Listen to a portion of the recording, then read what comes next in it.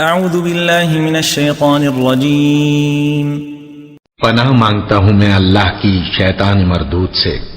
قل ان کنتم تحبون اللہ فاتبعونی یحببکم اللہ ویغفر لکم ذنوبکم واللہ غفور رحیم۔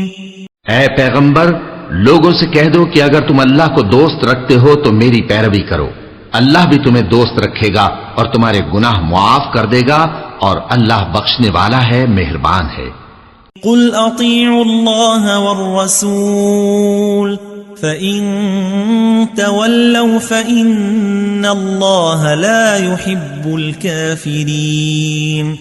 کہہ دو کہ اللہ اور اس کے رسول کا حکم مانو، پس اگر وہ نہ مانے تو اللہ بھی کافروں کو دوست نہیں رکھتا۔